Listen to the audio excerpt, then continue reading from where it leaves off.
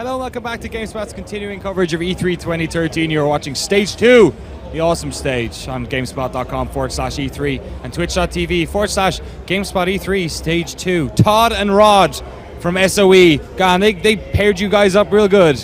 It's real easy to remember your names. You're going to show us Dragon's Prophet here. That's correct. You have a couple of games over on the SOE booth. You've got PlanetSide 2. You've got PlanetSide 2, DCO. But they're already out. They're out. So we don't care about that. That's right. So we got some legitimate new game action coming on here. Right. Yeah, we're here to talk about Dragon's Prophet, which is our new game being developed by Runewaker out of Taiwan. They're the creators of Runes of Magic also. And yeah, we're in open beta right now. Just went in open beta a couple weeks ago. Yeah, I saw some action online already. People are talking about it and stuff. Yeah, it's really good. How far away from full release are you guys? It'll be later this year. Several months away, I'd say. Yeah. We've got open beta out. Players can level all the way up to 60 right now. We're going to add some new content later this summer and increase that to 70. We've got some end game content. That's our big thing now. We're working on the end game content. We'll show you a little bit of that. Awesome. And yeah, let's have a look at the gameplay here. We've got it booted up on your screen. Got some sick dragons eating dragon action. So lots of dragons in the game. Literally hundreds of species of dragons in this game. I mean, that's what it's all about. Eating each other and boning each other and making new dragons and all that sort of stuff. So the focus on this game, obviously, it's an MMO style game, but the focus on this is basically sort of training, curating, capturing dragons, and then using them those guys in combat. Right. I mean, yeah, it's traditional. There's combat in it. You're leveling up your character, but the real differentiator is dragons. Every player can tame dragons, ride them, make them their pets, and then actually do some other cool things like send them out to gather resources for them. All kinds of crazy things. Customize their skills. So it's really a focus on dragons because they really are an extension of your character in the game. Dragons are pretty cool. Dragons are awesome. Let's be honest. I mean, there's dragons everywhere right now, you know? I was watching some Game of Thrones last night. Yeah. Dragons pretty cool. Yeah. All right, so we're right here checking out Dragon's Prophet here on the stage show floor. So let's talk about what exactly is going on here. Okay, so what we've got here is we've got our Guardian. No, let's see, our Oracle class here. And Oracle is kind of think of an Oracle as maybe like a ninja or a monk. They do up close damage. They can wear cloth armor and they punch. They give bears left hooks. Wicked damage. Now the big thing for Dragon's Prophet is there's no auto attack in the game. Okay. You can't just hit a button and sit back and relax. So if you watch while we're playing here, wherever we turn the camera, that's where our focus is. That's how we target creatures, just by rotating the camera. So the swing that we're seeing, that sort of trail, is actually the enemy needs to be within that to be hit. Exactly. Okay. Exactly. And now you can't see the hotkeys on our bar, but there's a lot of combos in the game. So we're using a mouse click and we're using ability buttons. It looks like it's off on the bottom of the screen. It looks like our resolution's not quite set that's up probably just on our end. I might be able to fix that real quick. That's okay. But the cool thing is that there's combos in the game. So it's really, again, customizing the gameplay to how you like to play. And now what we're going to see here is this is one of the dragons, and this is really what the fun stuff is. So you're creating combos, you're doing a lot of fun stuff fighting, but now we're going to capture a dragon. So what's going on there with the... So the little mini game on the right side, you have to keep that icon in the center circle. That's like the dragon's head, and you've got your hands trying to rein it in. And you're capturing this dragon. Success. Sort of. What happened? Oh, I see. You captured a dragon, another one came and knocked him off because he's attacking him. So that's kind of like breaking in a stallion kind of thing. Right. Now, Rod, you can go ahead and summon your dragon here, and we'll show you how his dragon actually, not only did he capture him, but now his dragon's going to come out, and that's a different one. Yeah. He captured earlier, but that's fine. He's going to show you how that dragon basically is your pet now.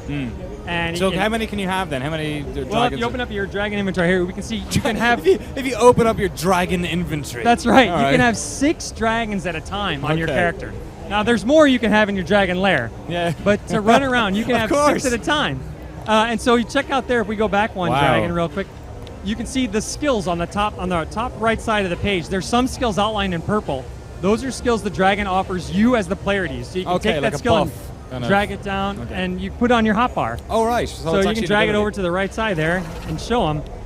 So now look, that's a skill that then we can use in the game as a player. Anytime that dragon's in our inventory, we can use that skill. Then the dragon has their own skills in gray for their combat stuff. And then we'll talk about the orange highlighted ones later, because that's what you can use to send your dragons out to do work for you. when you're offline. Okay. You can literally be playing the game when you're not online. And you have an army of dragons doing your will. Exactly. As well, because you said you got like literally hundreds of different types of dragons in them. There's quite a variety in how they look on the left. Is there different dragons for kind of different abilities? Are some better at combat or some better at traversal? There are. By default, dragons will have different abilities. So again, hundreds of species of dragons, hundreds of different looks of dragons to capture. They randomly generate spells. Okay. And they randomly generate attributes like strength, charisma, that type of thing when you capture them. Okay. But within each species, there's a limit of what type of spells are available to them. But the really cool thing is, even if you have a dragon that you like the look of it, they can transfer skills from one dragon to another. Okay. Back in the dragon lair. So we'll hit that later. We're going to run through an instance in a little bit. But you literally can customize your dragon any way you want. You guys love dragons. Yes, we do. Dragons, that's all we've been thinking about. Can you customize the attributes of the dragon or the look via having like shielding or colors or anything like that? Yeah, you can change the look. You can add armor to your dragons. You can change the color of that armor. You can name your dragon. But real quick, jump just so I can explain what we're doing here. Sure. We're up on an area that's a public quest. Okay. So this is an area of the game. You have to actually have a dragon to fly to this little shelf that we're on here. But what we're doing in the top right side, right up, you'll highlight it real quick with your mouse. Over here, that's indicating that you're in a public quest area. Now, any player can come and help in this quest. You don't have to be grouped. You don't have to be in a guild. Anyone can just come up here. And what we're doing is, it looks like the quest timed out. Is the main action then? Is it always connected to different people on servers, or is it like instance based? Most of the game is open world. Okay. We will take in an instance where it's only for that group. Yeah. But most of the game is open world, and we're really trying to be friendly to the players. Like this case here, where anyone can come up and actually attack the same creature. Okay. And you get experience based on how much damage you did, how much you participated in the fight. Is there a rarity in terms of some dragons? Are there some dragons that are really hard to get? There is. So you'll notice like there's clusters of dragons like this, or where we captured before. Rare dragons will randomly appear and wander through areas like that. And then everyone goes, Everyone tries to get that. Now, one of the cool things we've done is we have a guild system where your guild can level up. Yeah. And when your guild reaches level 3, they get a cool item. They unlock an item that you can use once in a while called the Magic Flute. Okay. And what it does is it summons... Oh, man. Have you guys been playing Bioforge? There's a magic flute in that as well. Okay. Yeah, it's pretty good. Well, the magic flute in Dragon's Prophet allows you to actually summon a rare dragon. Okay. And only you can capture that dragon. Sweet. So it's a cool way of avoiding, getting griefed by other players. Yes. You gotta find a real quiet part of the map and then kind of play your flute. And so here we're going into an instance here. Okay. And you notice there's 2 icons up there because you can choose a difficulty level. All right. Okay. And of course, a lot of players like to run through by themselves in solo, but we're giving you the opportunity to come back with a group, play at a much higher level. When you get to the higher level dungeons, like in the 40s and 50s, you can actually have 4 difficulties on it. Okay. So again, giving the players the opportunity to come back and play it again or come back with a group. What we're working on right now, before we get to launch, is raid dungeons. Where you can have an entire guild go in. That's really interesting then, because I guess by name and by nature, dungeons in a lot of MMOs are enclosed spaces off the world. Yeah. With the addition of dragons, I guess you guys have we've seen quite a lot of open spaces. A lot. So do you kind of have to tend to that? We don't have to. Brad, if you can give us a view of this guy, this is definitely an open dungeon. We're actually going to run ahead and show you the boss dragon because he's so huge, he needs more space. Yeah. Go ahead and run us through if you can. I love this. The wonder of E3 stage shows is God mode. Yeah. It's my favorite. Yes, it is. And we're on GM accounts, so we can actually do some cool stuff. But yeah, some of the dungeons, the instances are enclosed, and you won't be able to fly in there necessarily. Yeah. But you will be able to summon your dragons and fight alongside them, and we'll do that here in a little bit. Man, those things are pretty big as well. So another thing is our dungeons are pretty long. So the reason we're running ahead in this one is because it could take the whole show. Just to play through for this sure. one Yeah. dungeon. And we really want to get to the end, and we want to show you the boss dragon at the end. So in terms of the other MMO trimmings, we've talked a lot about what makes it kind of stand out, I guess. What makes it stand out from the rest of the MMO crowd. Yeah. So in terms of the sort of trappings of most MMO games, like quest lines, different races, different classes. Okay. Sorry, excuse me, for your own character. Just tell me how you guys are tackling that. Well, there's one race. It's the Osira race. there. So no problem. It's grand. We have 4 basic Man, this classes. is E3. This stuff happens all the time. Everyone's watching for this stuff. It's grand. It's why we're still in beta. Exactly. Yeah. We got a lot of content to complete, but there's 4 classes in the game. The classes are the Guardian, which is your typical warrior class, and that wears heavy armor and does a lot of up-close damage. Then you have a Ranger, which is a range class. Just go ahead and run through if you want, Rod. Yeah, I'm just setting up so I can. Okay. And then the Ranger shoots bows and arrows and actually gun blades, which are swords that have guns attached to them. Oh, that's There we cheating. go. Hey. All right, now we're running through a little village there where you can actually get more quests in the dungeon great. itself. And we finally got God mode working. So that's the first two classes, Guardian and Ranger. The third class, which we're showing here, is the Oracle. We've got costume armor on top of it, but the Oracle can only wear cloth armor. Okay. And they do a lot of up-close damage, like a monk or a ninja, really. Yeah. And then the fourth class is a sorcerer, traditional magic user, cloth armor again, a lot of AoE damage, a lot of group damage. They're really weak yet powerful characters. So do those classes infer what type of dragons you can get, or the abilities that the dragons have, or is it? No, you not at all. In fact, really, you can customize those classes enough that you can really play them different, and based on what dragons you have, depends on, that'll change how you play the game. Sure, yeah. So there are no healing classes, right? We have 4 basic DPS classes in the game. The dragons offer healing abilities, so you have to go out and tame enough of the dragons until you find the right one that has a healing ability. Okay. They also have AoE crowd control, so the dragons really play an important part of the game. And what skills you let your dragon have, what you train your dragon have, really is going to be based on your class. Awesome. Right? If I'm playing a Guardian, I'm like up close doing damage a lot. Well, then I'm going to want something that maybe does a little more AoE damage, something that maybe heals a little. If I'm playing a Sorcerer, I want a stronger dragon, a bigger, bulkier dragon that has spells that will actually pull the mobs onto it. So really, you're going to want to kind of customize your dragons based on your character. Cool. I'm getting a lot of tweets from folks here. Let's jump back into the game if we can. Oh, yeah, let's go back to the gameplay. We got some stuff I want here. to show you this boss dragon that we have. This is one Oh, wow. Okay. So the world of Eurasia is set with elder dragons came to the world. They kind of started breeding with other creatures, creating different species of dragons. I like it. This is the direct offspring of one of the elder dragons. Okay. It's Arena's offspring, and it's a fantastic dragon. It does some really cool stuff. We'll show you here in just a second. We're going to run up, and this dragon jumps up and spins around, shoots lightning down. And this is just kind of the stuff you can expect from our boss dragons. They're just enormous. It's just pretty big. Do you guys sort of tend to fight them on the ground? Are there ones that you maybe fight? Is there any combat in air or anything like that? There's no aerial combat yet. That is going to be a post-launch feature. Cool. It's definitely something we're working on. We'll show you later. When you're actually mounted on your dragon, there's UI on the bottom that has available slots to put abilities in there. Yeah. Right now they're empty.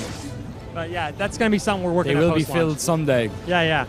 So then in terms of the quest lines and whatnot, how freeform is it? Is there one linear quest for each class? Is it just one line? No, the classes all share pretty much the same quest. The storyline differs a little based on your class. Yeah. But there's 3 different types of quests in the game. There's adventure quests, which are like your typical, hey, go out and get me this potion. Do this thing for me. Do this thing and come back. There's storyline quests, which is like that follows all the way through the game, and they're signified by a gold exclamation point or check mark. Yeah.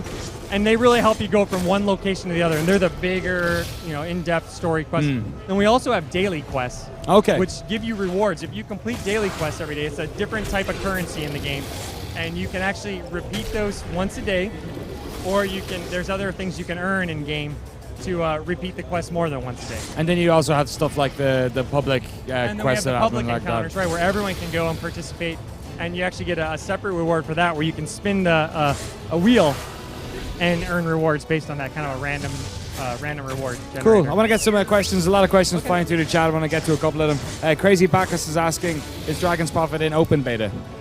Say that again? Is Dragon's Prophet in open beta? Dragon's Prophet is in open beta. We went in open beta 2 weeks ago. So what details can should people know to get over there? Well, you should head to dragonsprophetthegame.com, and you can sign up for free. You play the game for free.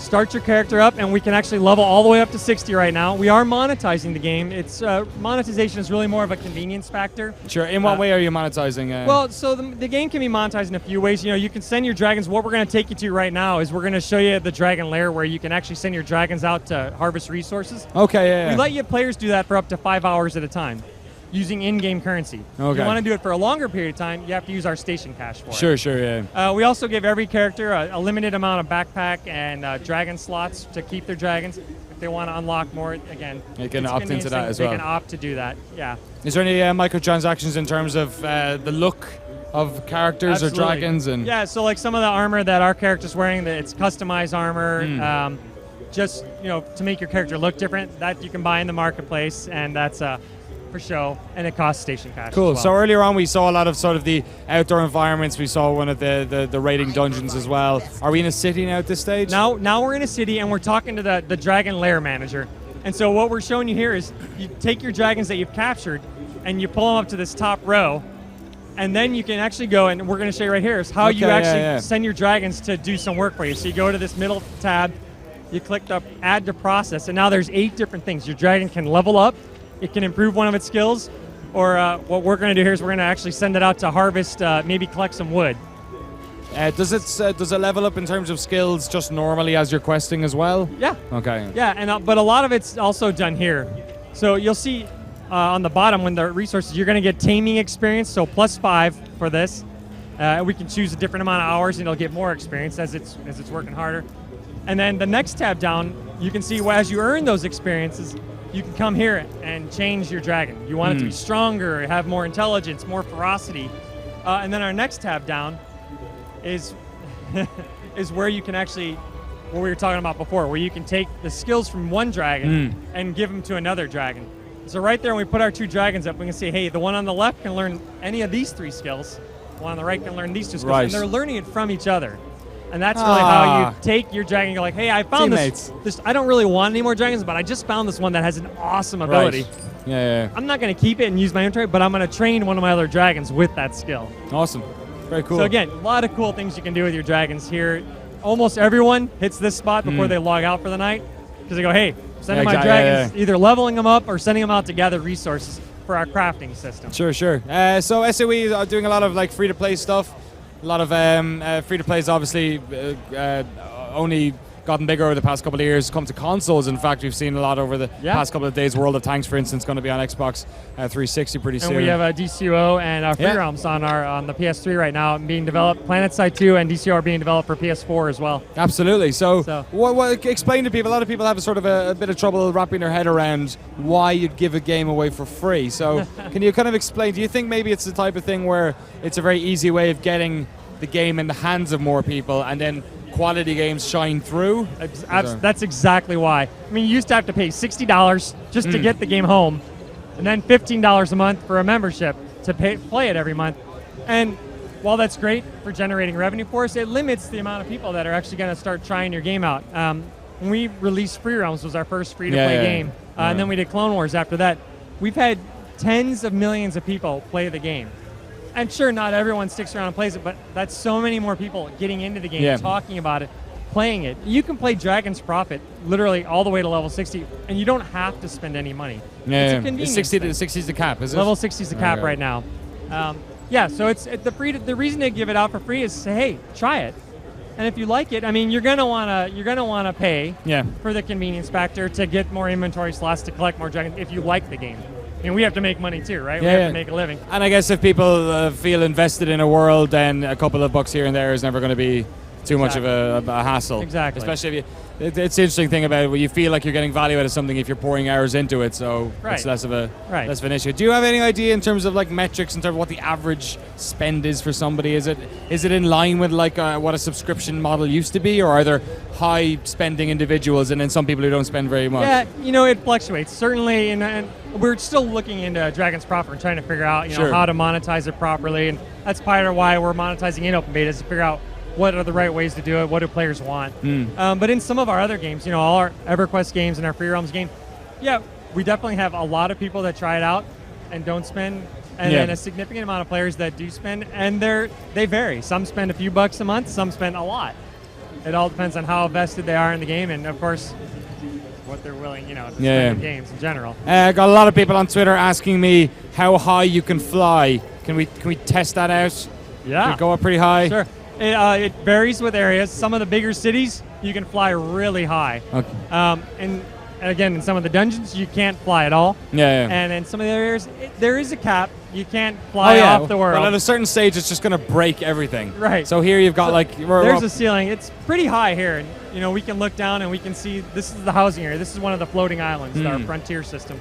Oh, so this is actually the float. This is one of the floating islands. Yeah. If we open up our map real quick, you can see all the little spots there are the houses where the houses can be. That's the island, and then we're going to fly over to the Citadel there and talk about some of the content that's coming up. But yeah, the flying limit varies in areas. But definitely having a dragon that can fly avoids a lot of problems. Sure. As you're traveling around the world.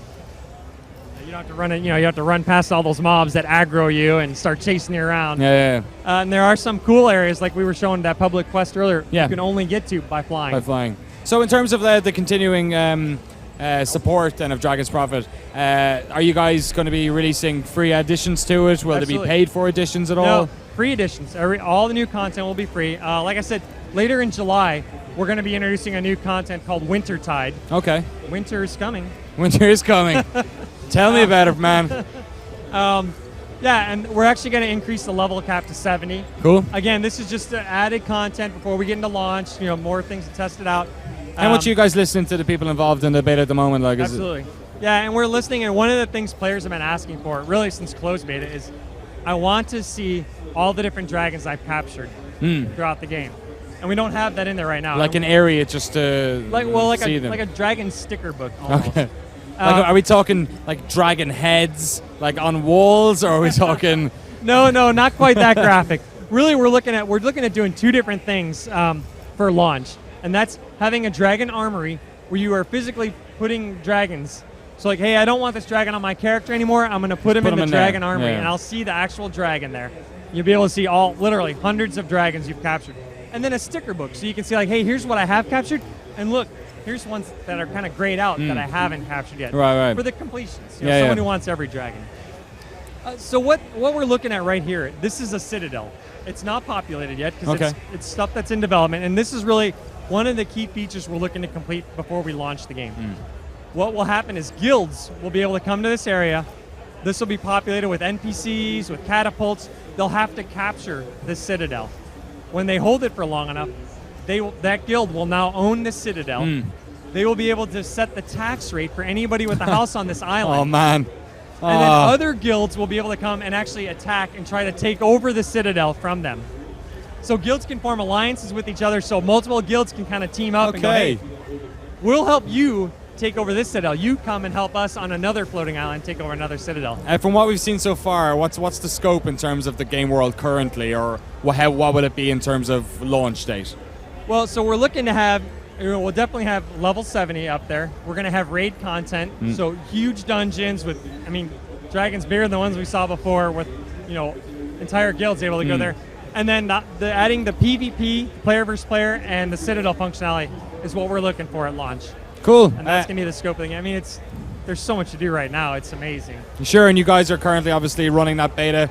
Could you tell the guys just before we leave what the where they can get access to the beta and when Dragon's Prophet will be available? Yeah, so Dragon's Prophet is available at dragonsprofitthegame.com, and you can go there right now, sign up for an account, play for free.